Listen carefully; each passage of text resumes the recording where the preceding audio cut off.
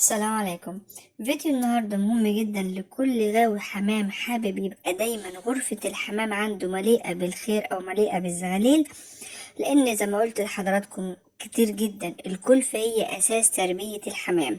كلفتك متظبطة، وهقول لحضرتك النهاردة ازاي تعمل كلفة معتدلة يكون فيها نسبة ألياف عالية وفي نفس الوقت برضو فيها دهون مشبعة، عشان نقدر نوازي بين الناس اللي دايما بتشتكي وتقول انا عندي الحمام بيقطع فترات طويلة او الحمام بيحصل له مشاكل.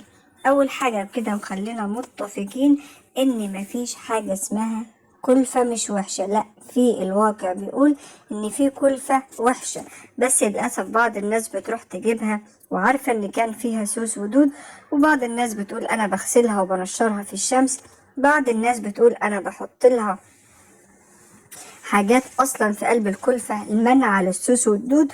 كل ده خطر وغلط جدا على الحمام بتاعنا.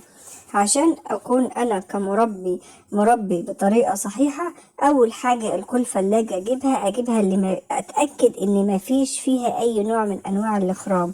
طب اعرف انا ده ازاي؟ بمسك الحبة اللي حضراتكم شايفينها دي، بعض الحبوب ممكن تظهر لحضراتكم دلوقتي فيها بعض الاخرام، وطبعا انا قصدت ان انا اوريها لحضراتكم لان بعض الناس مش بتكون واخده بالها. امسك اي نوع من انواع الحبوب اللي موجوده قدام حضراتكم ديت، وامسكها ابص في جوه الحبه، لو لقيتها مخرومه يبقى الكلفه دي هاكلها للحمام بتاعي، مش هتفيده باي حاجه، بل بالعكس هتضره ضرر كبير، هتجيب له امراض وكمان هتقطع عنقود البيض نهائيا. فاول حاجه اما اجي اشتري الكلفه اتاكد ان مفيش فيها خرام. تاني حاجه احط ايدي في قلب الكلفه، لو طلعت ايدي معفره او مطربه اعرف ان صاحب الكلفة بيحط لها بعض الحاجات او التاجر بيحط لها بعض الحاجات، او كانت مسوسة او مدودة وبعد كده حطوا فيها اي نوع من انواع التعفيرة زي الجير وغيره.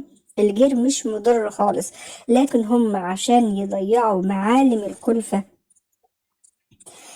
من المشكلة اللي كانت فيها ممكن يحطوا جير، ممكن بيحطوا حاجات كتيرة جدا.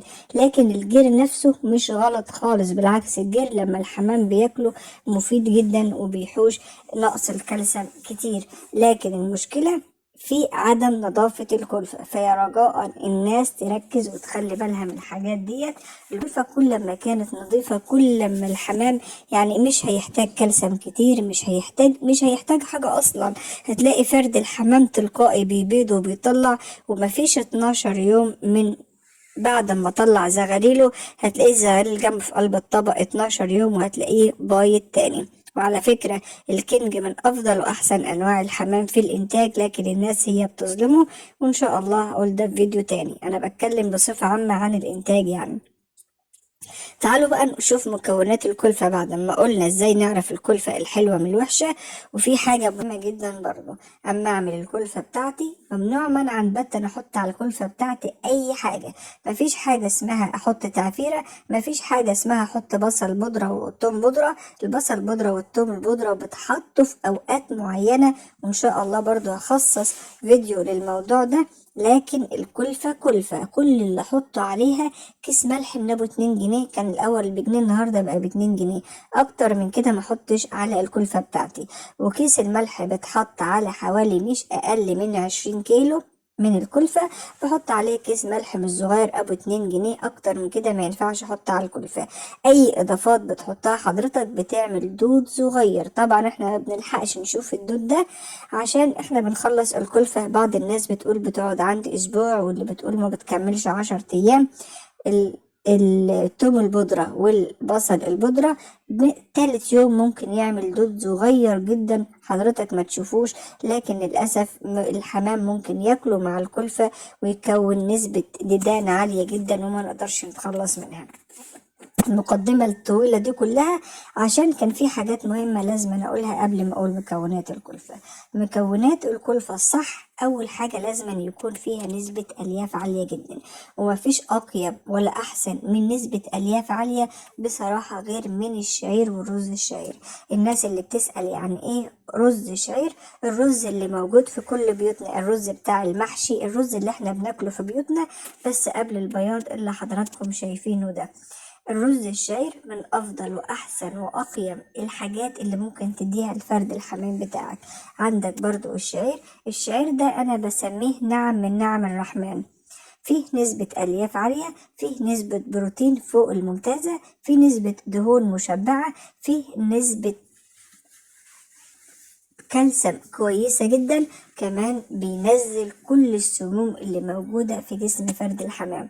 تخيل تكون بتدي حبة أو نبتة أو عشبة لفرد الحمام بتاعك، هي غذاء ودواء في نفس الوقت. الشعير نعمة من نعم الرحمن، مهما يكون غالي للكلفة بتاعتكم هيوفر عليكم مشاكل كتيرة جدا ممكن حضراتكم ما تتخيلوهاش. فخلي دايما في الكلفة بتاعتكم، مثلا لو هعمل 10 كيلو من الرز الشعير احط قصادهم 10 كيلو من الشعير بنصح اي حد عاوز يحمي حمامه من جميع الامراض ويخلي انتاجه غزير جدا. انا عاوزه اقول لحضراتكم بعض الناس لما شافت عندي الفيديوهات عندي على القناه بقت تطلع وتقول ان انا كذابه في سرعه الانتاج. لا، الانتاج عندي سريع جدا، لان زي ما قلت لحضراتكم بحط الشعير غير الرز الشعير بينقي كل السموم اللي موجودة في الجسم. واحسن حاجة تخدم بيها فرد الحمام بتاعك انك تديله عشبة زي ما قلت او غذاء وفي نفس الوقت دواء. الشعير مفيد جدا، عاوز اقول لحضراتكم لو حطيتوا شعير وكفى كفاية لفرد الحمام، هيخلصوا من كل المشاكل اللي ممكن حضراتكم تكونوا مش واخدين بالكم منها نهائيا، وبعد كده هيحمي الحمام وهيغذيه. فهات الشعير ايا مكان، وطبعا بيطلع الشعير ايام الغلة ممكن حضرتك تجيب لك شكارة او اتنين، بيكون الى حد ما آه رخيص شوية. طيب في حاجة مهمة جدا بالنسبة للشعير، احنا لما بنجيب الشعير من عند اهالينا الفلاحين بيبقى في سلة طويلة كده، انت بتجيب الشكارة وبتسيبها زي ما هي، وبتجيب اي حاجة في ايدك زي عصاية او خشبة وتدبب دبدبتين 3 كده على الشكارة، كل السلة الطويلة بتتقطم بتبقى لوحدها وبتبقى موجودة مفيش منها أي مشكلة خالص. وما تخافوش خالص من من البوز بتاع الرز الشعير أو من الشعيرة، لا بتخرق. أنا طول عمري بأكل الحمام بتاعي كده، لا عمري شفت عندي حصالة اتخرمت، ولا عمري عندي شفت أي مشاكل من الشعير أو من الرز الشعير. ده كلام أنا بسمعه أو بعض الناس بتيجي تقولهولي كنت بستغربه جدا. اول اسبوع لفرد الحمام بيبقى عامل تلبينة، وفي فيديو تاني برضه هقولك ازاي تخلي الحمام يعمل تلبينة فترة طويلة عشان يحمي الحمام بتاعه من الأمراض. خلاص حطينا 10 كيلو من الشعير و10 كيلو من الرز الشعير، هنجيب 10 كيلو من الذرة العويجة. والذرة العويجة بتاعتي في حاجة مهمة جدا، الذرة العويجة أول حاجة لازم تكون الحبة الكبيرة.